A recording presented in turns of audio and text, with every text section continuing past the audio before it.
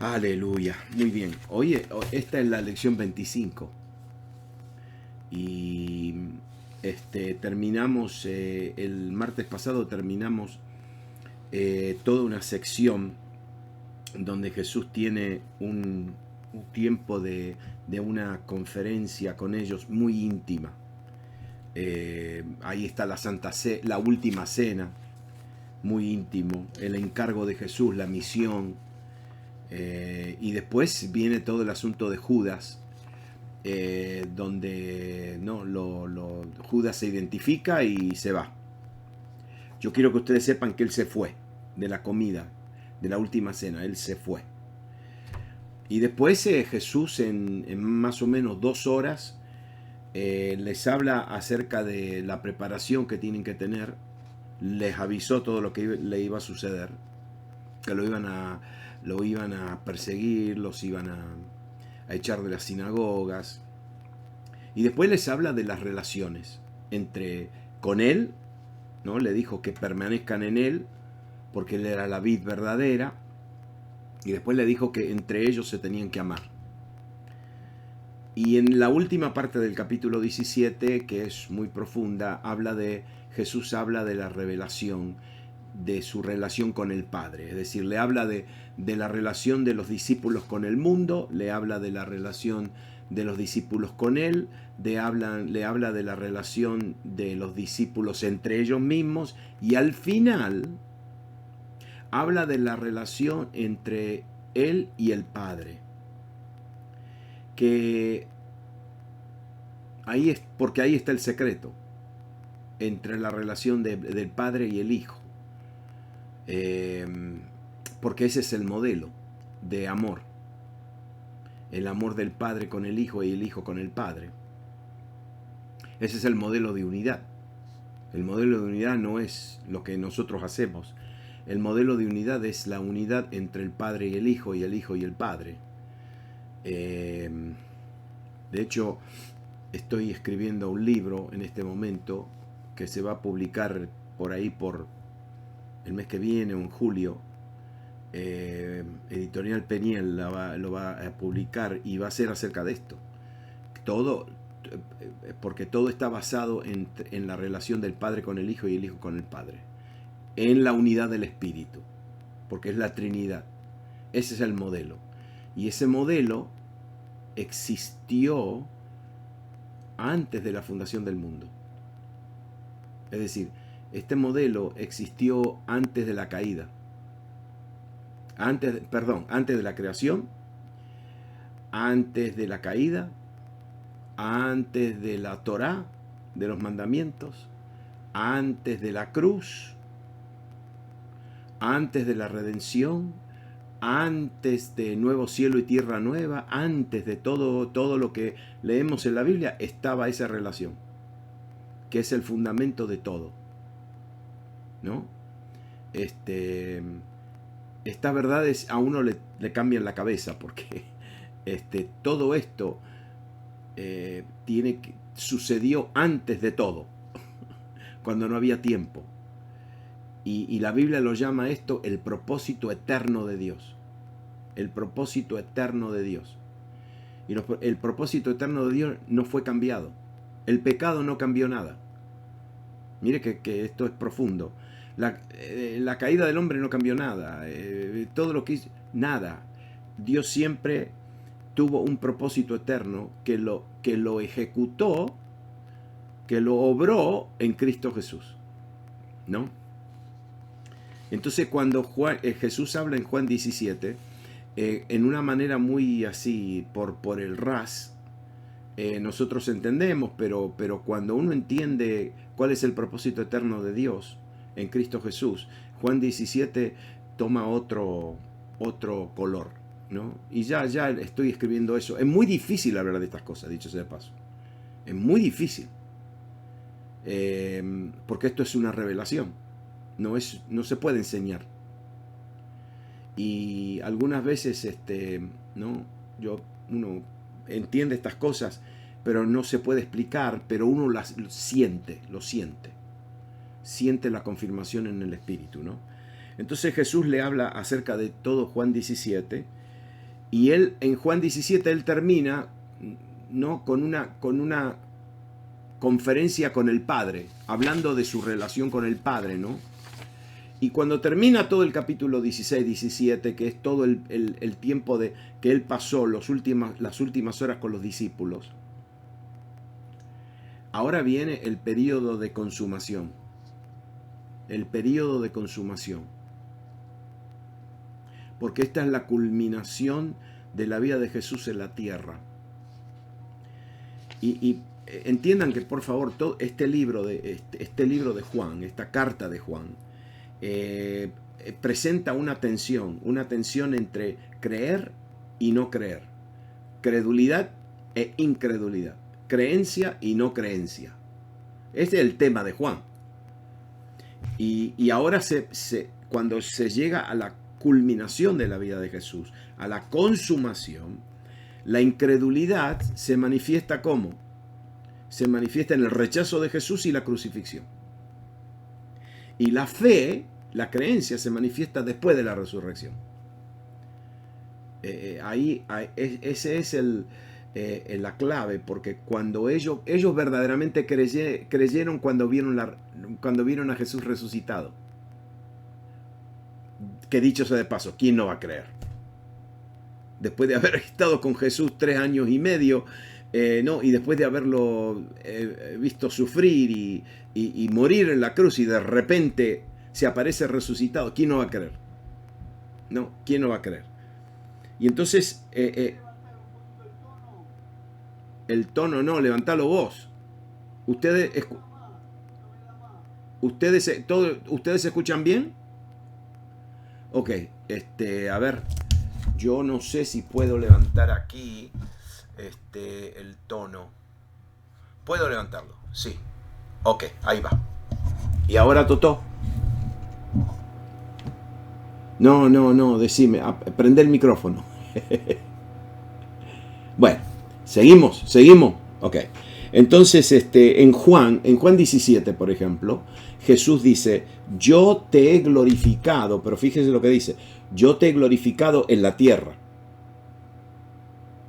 He acabado, he consumado, he completado la obra que me diste que hiciese, pero fíjese lo que él dice, en la tierra.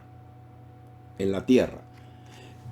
Ahora en Juan 19, bueno, ustedes saben bien que cuando Jesús está en la cruz y después que toma el vinagre, ¿qué dice él? Consumado es.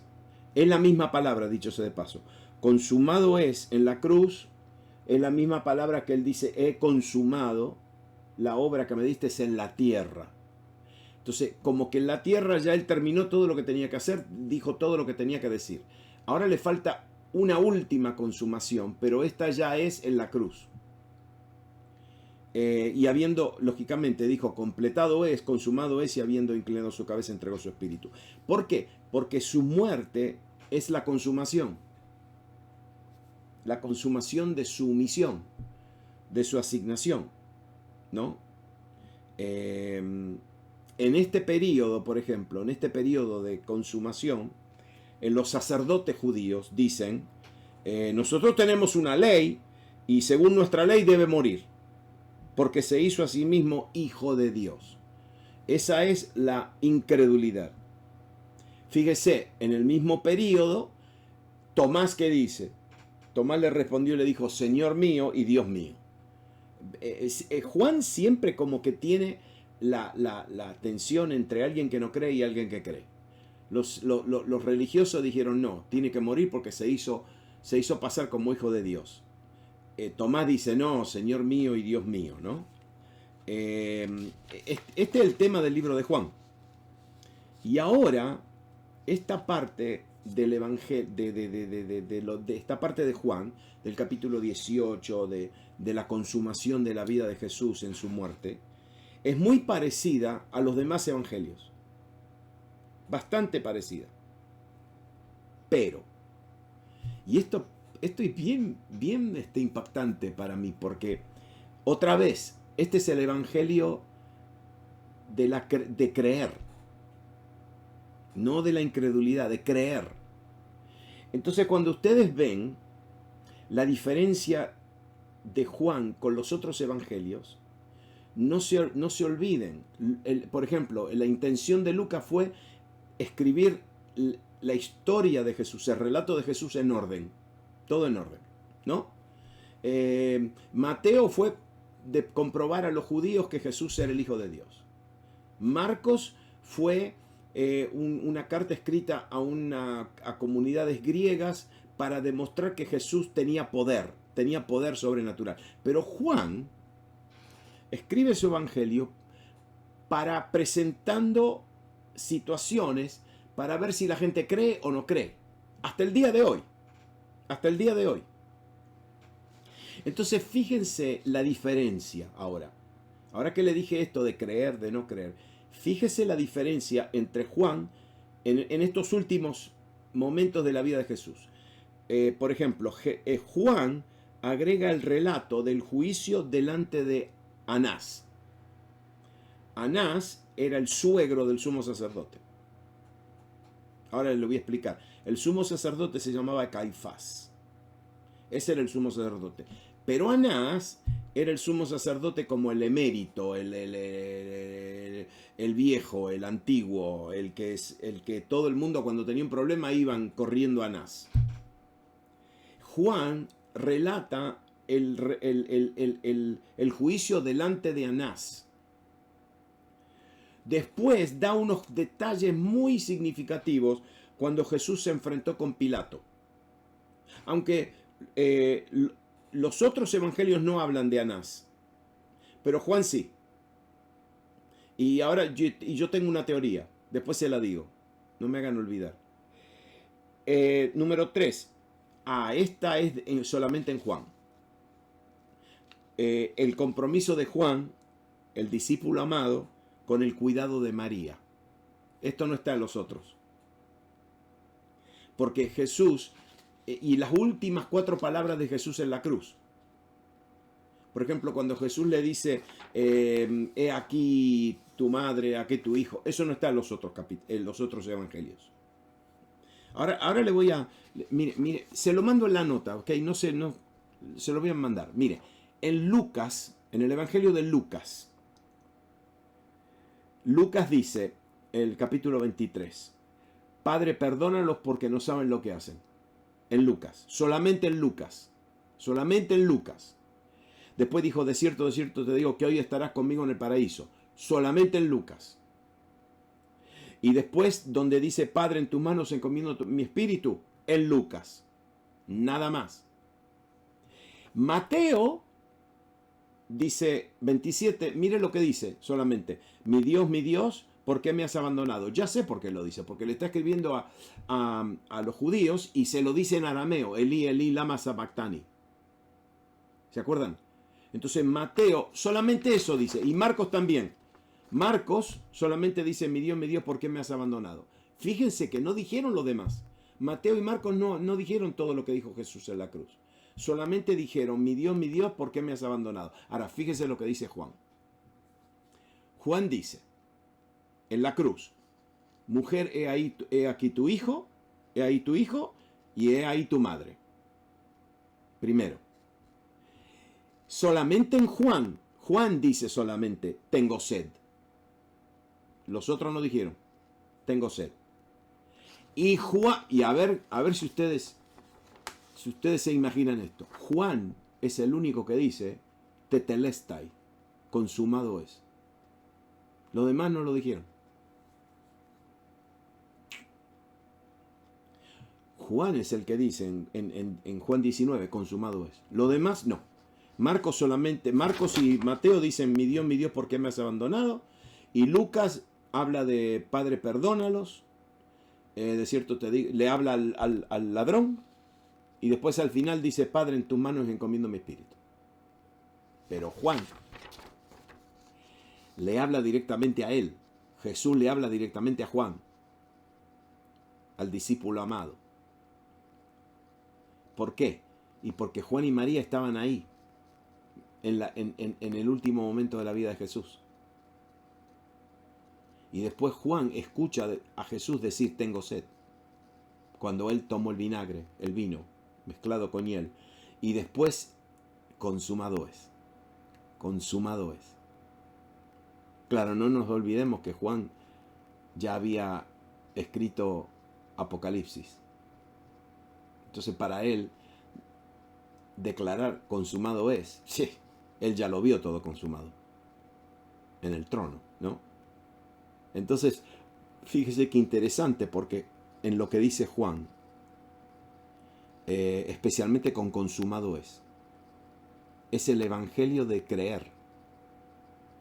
Y lo último que él escribe de Jesús es esas palabras en la cruz, consumado es. Los demás no lo escribieron. ¿Y por qué? Y porque nos está desafiando a creer que Jesús completó la obra de redención en la cruz. No, espérese. Mire, yo personalmente como pastor es difícil, porque tengo que hablar justamente, ayer estaba hablando con un compañero, con un hermano, amigo, que cometió un error, cometió un error, como lo cometemos todos. Y no se perdona.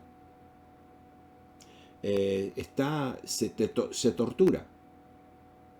Y no solamente se tortura, pero es una persona hiper sensible físicamente, y entonces es una de esas gente que abre la ventana, entra una rafaguita de aire y ya se salieron con pulmonía. Pulmonía, me tienen que llevar al hospital porque tengo pulmonía. Y tiene todos los síntomas de pulmonía, pero no tiene nada. Entonces, pobrecito, se estaba torturando, todavía se tortura por ese error. Ya, mire, ya Dios lo perdonó, su esposa lo perdonó, y ahora le queda perdonarse a él mismo, porque Dios lo perdonó. Y la esposa también, la esposa ya le dijo, déjate de eso. Pero hay personas que todavía no entienden lo que significa consumado es. ¿No entienden? Que Él llevó nuestras enfermedades, Él llevó nuestros pecados, Él cargó con nuestras dolencias, eso fue puesto sobre Él en la cruz. Pero cuando Él dijo consumado es, eso significa que Él hizo ahí hubo una transacción. Una transacción. ¿Qué transacción? ¿A quién se le debía por el pecado? ¿A quién se le debía por la desobediencia, por la rebelión? Al Padre. Al Padre. Entonces, cuando Él al final de la cruz dice consumado es, ¿sabe lo que significa consumado es? Pagado. Cancelado. Y esto no es una traducción. Esto es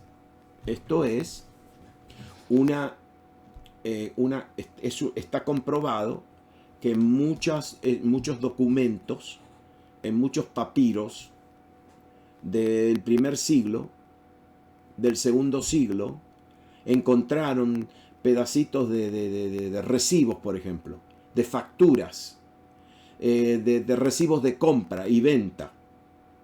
Y al final la han encontrado. Miles y miles de objetos que han encontrado los arqueólogos, y al final en diferentes documentos de facturas y recibos y certificado de compra y venta, al final cuando está pagado, ¿sabe lo que dice? Tetelestai, lo mismo que dijo Jesús en la cruz.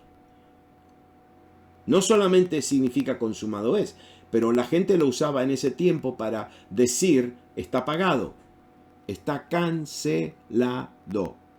Todavía en algunos de nuestros países, cuando se habla de pagar una cuenta, todavía se dice, la cuenta puedo cancelar, ¿no? Bueno, eso fue lo que... Y entonces, fíjese qué interesante, porque Juan es el que dice esto. Los otros tres evangelios se dedican más... Lucas se dedica a lo que sucedió, a los hechos históricos, ¿no? A mí, la verdad que me tocó esto, porque habló del perdón, habló del perdón a los que lo estaban torturando, le habló al ladrón y al final dijo, Padre, en tu mano encomiendo mi espíritu. Mateo y Marcos hablan de la humanidad de Jesús cuando dijo, mi Dios, mi Dios, mi Dios, mi Dios. ¿Por qué? Por un momento él no llamó al Padre, Padre, lo llamó mi Dios. ¿Y por qué? Porque tenía todos los pecados encima. ¿Y por qué lo llamó mi Dios? Porque Dios no puede contemplar o mirar pecado, es santo. Y en ese momento Jesús experimentó la separación entre él y su Padre, que nunca la había experimentado. ¿Por qué? Y porque mi pecado estaba sobre él. Entonces ahí dice, mi Dios, mi Dios, mi Dios, mi Dios, ¿por qué me has abandonado? ¿No? Pero claro, después Lucas al final dice, Padre, en tus manos encomiendo mi espíritu. ¿Por qué? Porque estaba ya todo consumado. Juan dice esto. Entonces, repasando, Juan habla del relato del juicio de Anás, con Anás, detalles después del en el enfrentamiento con Pilato, el compromiso de Juan con María, las últimas palabras de Jesús en la cruz. Y Juan habla de la visita de Juan y Pedro a la tumba. Los demás no pueden hablar de eso. No estaban ahí, pero Juan estaba ahí, ¿no? Y todo el relato de que Juan y Pedro entraron y Pedro no dijo nada, pero Juan creyó, ¿no? Después solamente Juan habla del encuentro entre Jesús y María Magdalena. Claro, ellos llegaron ahí cuando María estaba, ¿no? María le había dicho, ellos llegaron, pero solamente Juan habla de Jesús y María Magdalena. ¿Se acuerdan? Todo eso de María Magdalena, de que han llevado el cuerpo de mi maestro, de mi rabí, de mi Señor, y bueno, y todo eso, y después ella se tira al piso, lo adora, y Jesús la llama María, bueno, todo eso. Eso solamente está en Juan. ¿Qué tiene que ver todo esto? Esto tiene que ver con gente que cuando vieron la evidencia creyeron. Otra vez, creer. María Magdalena vio y creyó. Juan creyó. Pedro, más o menos. Pues Pedro estaba lleno de culpa. Y después, al final, solamente Juan habla de Tomás. Si yo no pongo las manos, no voy a creer. Y Jesús entonces se le aparece y le dice, Tomás, mete la mano. Y Tomás, solamente en Juan. ¿Y Tomás qué hace? Cree.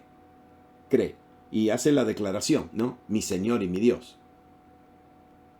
Después, solamente Juan habla de la aparición de Jesús a los 7 discípulos en Galilea cuando estaban pescando. Solamente Juan.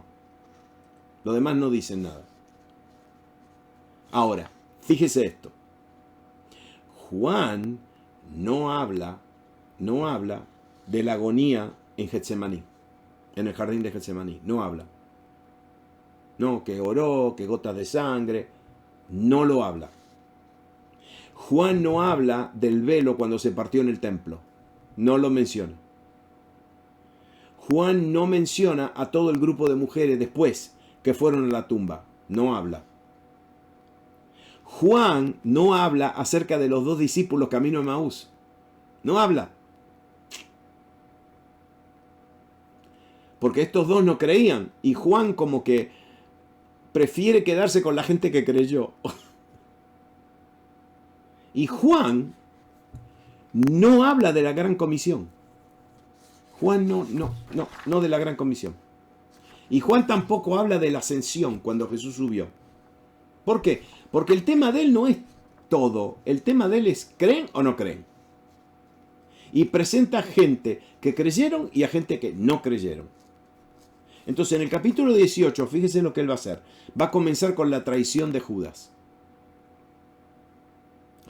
¿Y por qué con la traición de Judas? Y porque Jesús lo había dicho.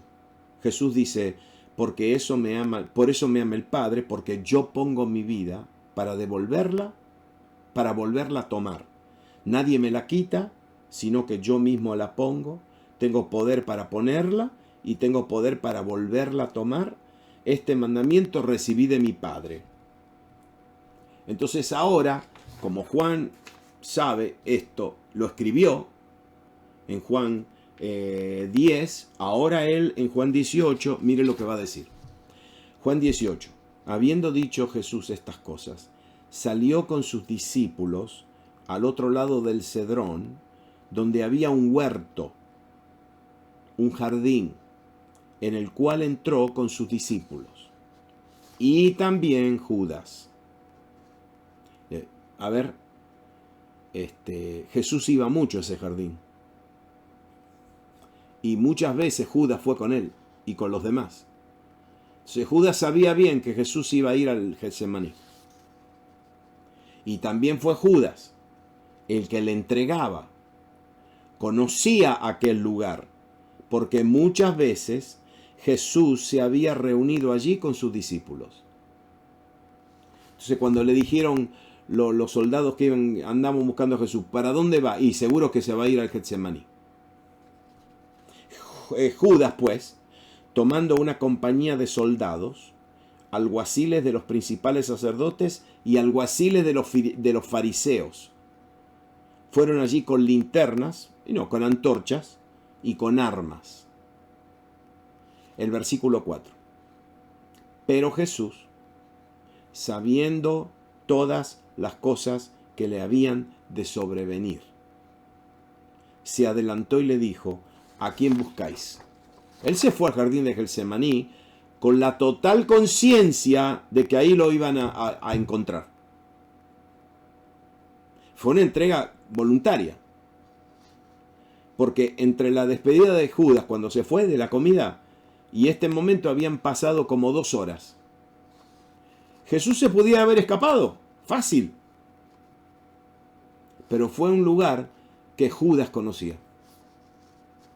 Y cuando llegó el grupo de soldados, los alguaciles, estos eran guardias armados de los principales sacerdotes, y también había guardias armados de los fariseos. Era un séquito de gente. Y Jesús los enfrenta rápidamente. ¿A quién buscan? Y le respondieron: a Jesús Nazareno. Y Jesús rápidamente le dijo: yo soy. Y estaba con ellos Judas, el que le entregaba.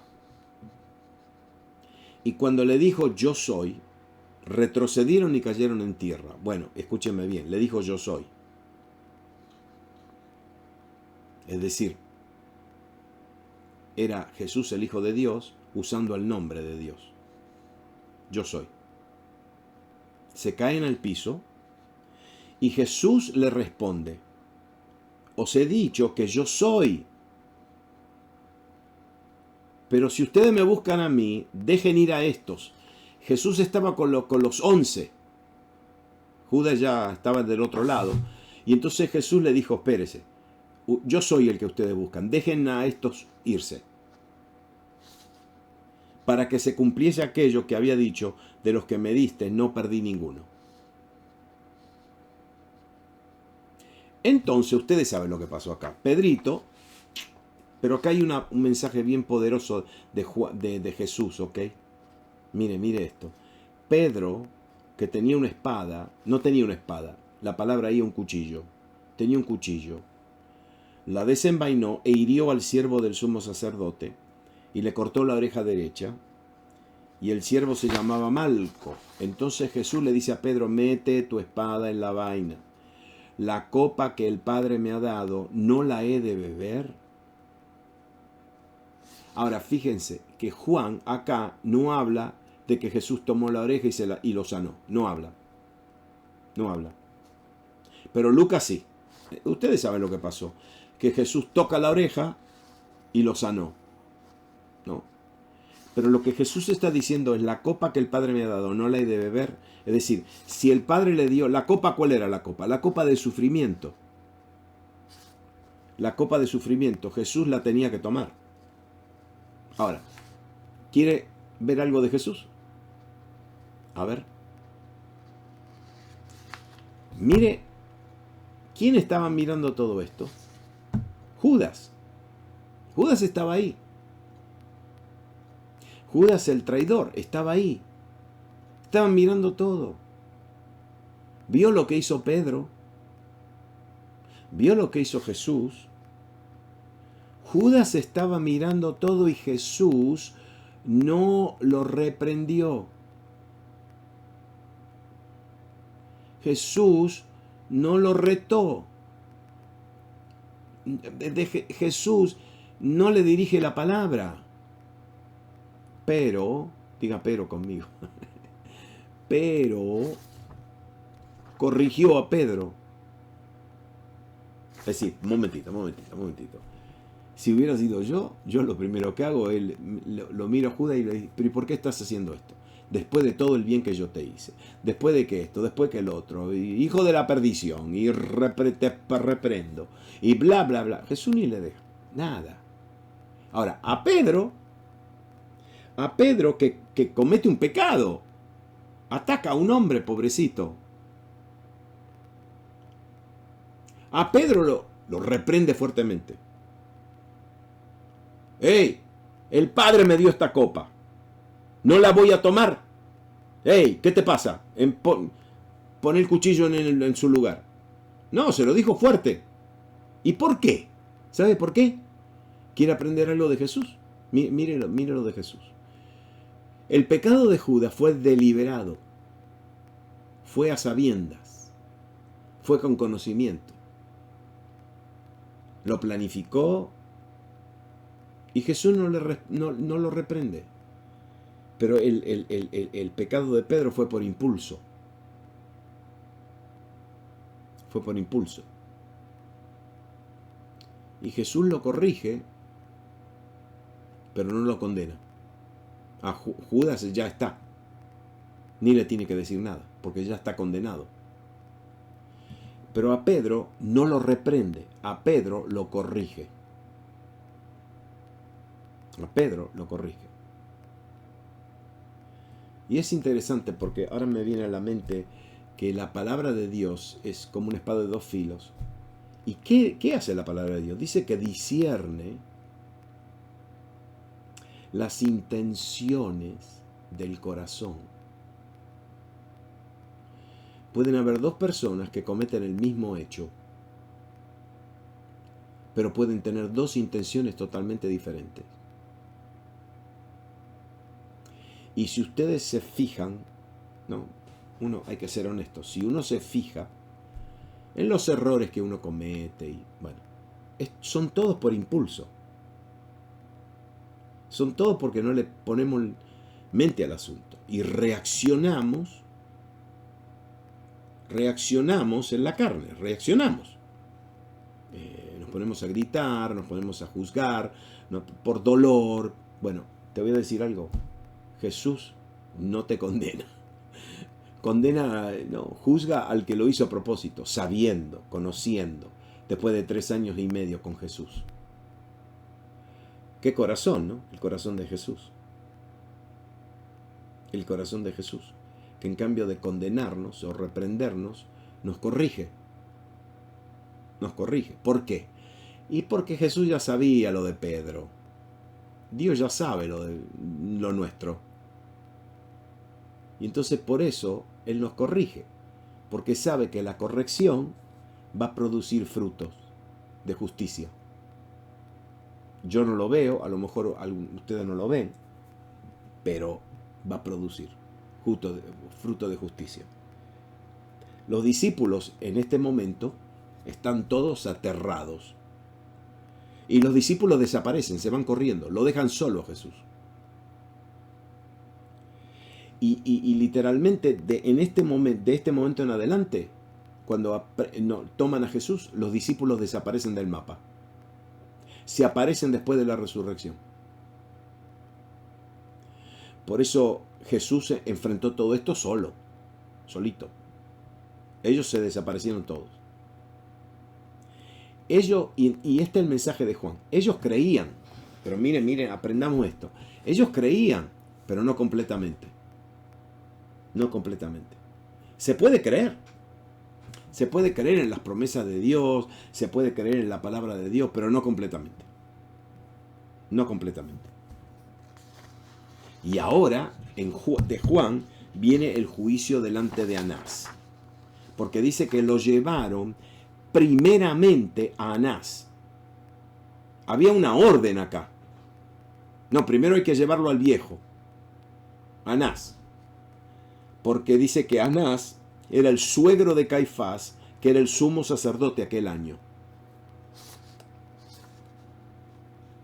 Este Anás tenía 5 hermanos y 5 yernos. 5 hermanos y 5 yernos. A ver si tengo tiempo para... No se olviden, él tenía 5 hermanos. 5 hermanos. Era el sumo sacerdote emérito. Y lo llevan a la casa de Anás para que él dé una opinión, como una opinión preliminar, para después llevarlo al Sanedrín. El Sanedrín era un grupo de 70 judíos sabios conocidos de la Torá. Era como un congreso de diputados, un senado, ¿no? Ellos decidían todo.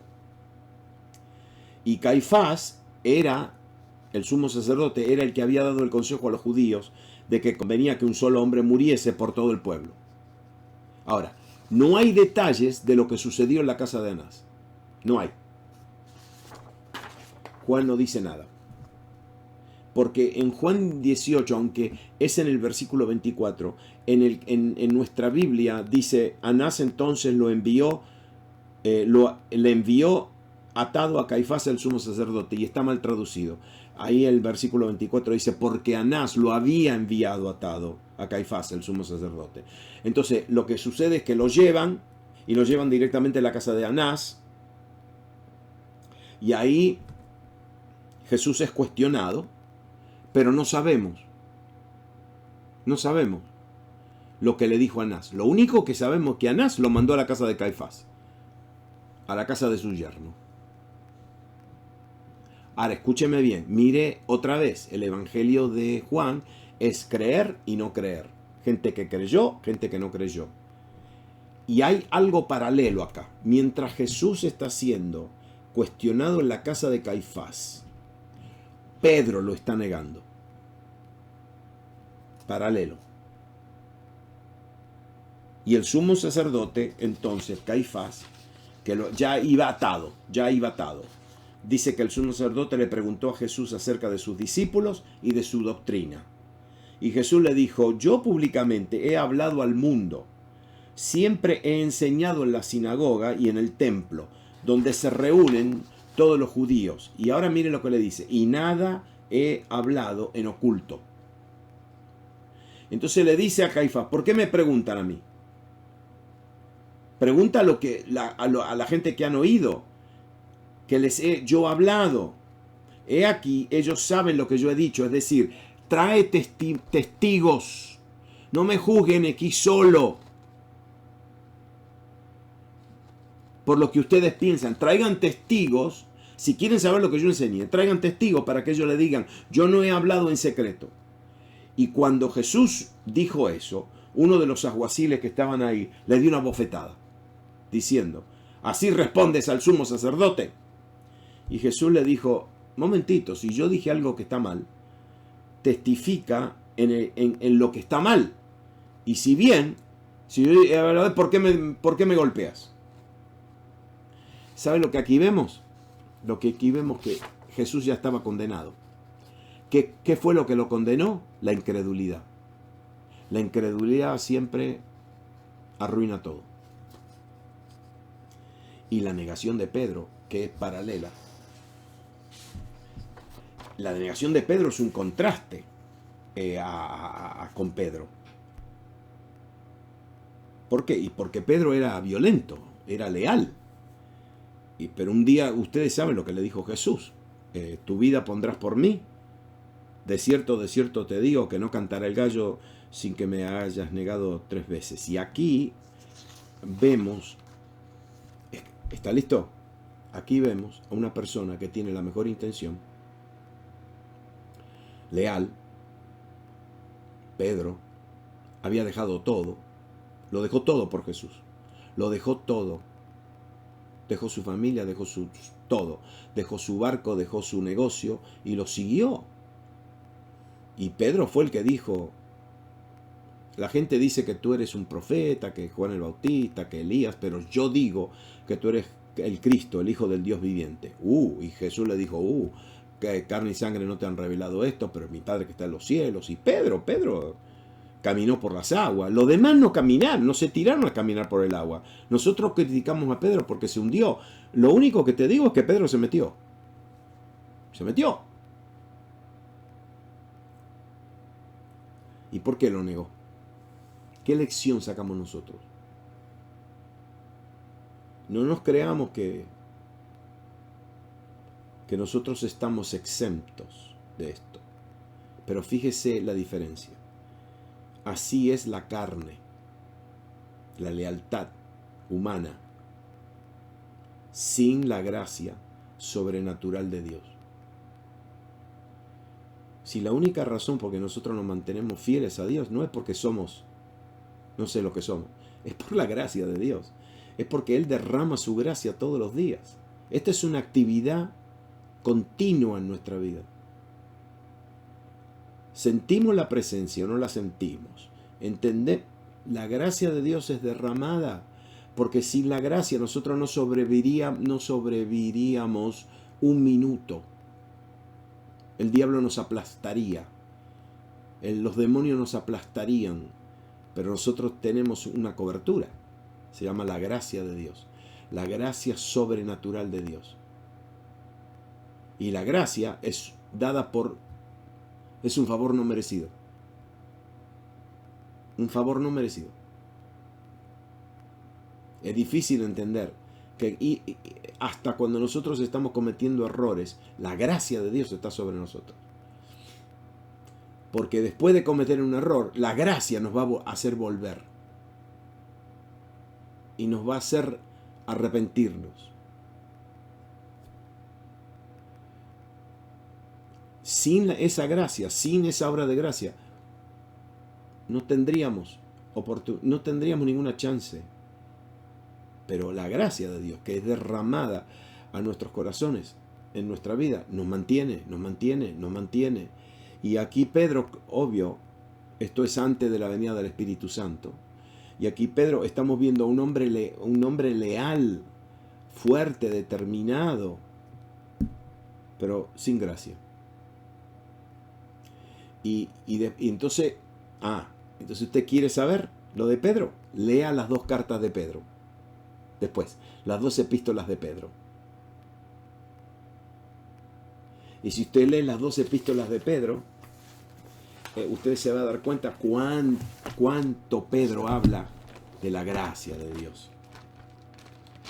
Pedrito, sabe de la gracia, porque la vivió, porque él falló, pero la gracia lo hizo volver. Y la gracia lo levantó, ¿no? Y la gracia lo mantuvo fuerte. Y la gracia, aquí está. Este es Pedro. Que escribe un corito. Que no lo escribió ninguno de los que cantan hoy. Pero lo escribió Pedro. Y mire lo que dice. Mas el Dios de toda gracia. Si lo escribe una persona que sabe.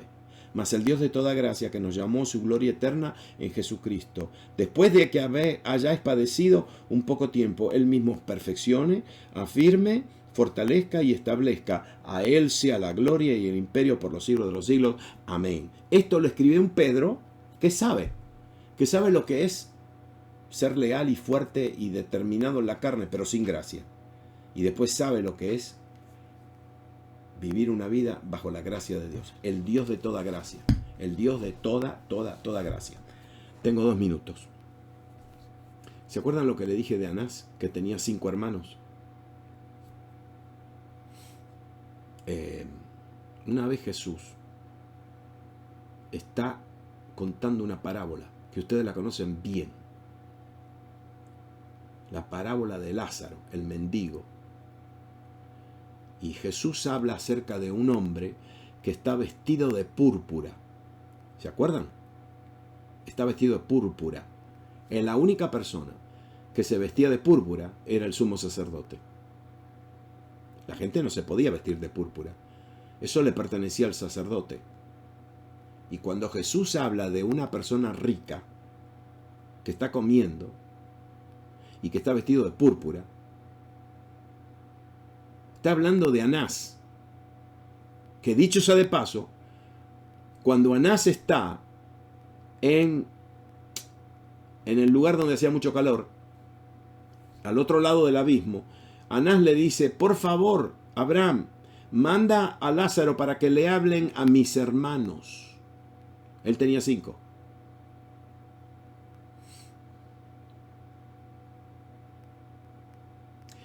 Y Juan, entonces, Abraham, y ahí sabe lo que Abraham dice, no, ¿a qué le voy a mandar? Si ven a un muerto resucitado, ni a eso le van a creer. Y cuando Jesús resucita a Lázaro, ¿saben qué? Estaban ahí todos los religiosos. Y vieron a Lázaro resucitado y no creyeron. De hecho, no solamente se determinaron matar a Jesús, pero matar a Lázaro. Ese es el evangelio. Esta carta, el libro de Juan, es creer o no creer. Creer o no creer. Y por eso Juan mete a Anás aquí. Mete a Anás.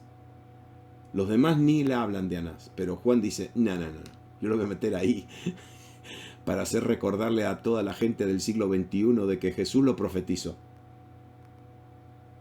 Jesús lo profetizó. Amén. Bueno, mañana, martes, a ver hasta dónde llegamos, pero mañana va a ser todo la tortura, lo que Jesús vive, porque lo torturaron, básicamente lo torturaron. Y la cruz. Y después, la semana que viene, vamos a hablar acerca de la resurrección y el mensaje de la resurrección, pero de acuerdo a Juan. De acuerdo a Juan. Nunca se olviden que Juan lo vio, y no lo vio resucitado, lo vio glorificado. Lo vio glorificado. Así que para Juan hablar de estas cosas es muy natural. Y le está escribiendo, otra vez, le está escribiendo a personas para desafiarlos a creer o a no creer. Cuidado, porque nosotros podemos decir, no, yo creo en Cristo. Bueno, sí, yo creo en Cristo, está bien, yo creo en la luz eléctrica. Yo creo que, no sé, yo creo que el Papa es Francisco. El asunto no es si yo creo. Es decir, el asunto es si yo creo en. Si no creo en Jesucristo, el asunto no es si yo creo en lo que Él es, en lo que Él dijo y en lo que Él hizo. Y el asunto es, si cambiamos la palabra creer en confiar, es mejor, porque la palabra creer es la palabra confiar. Confiar.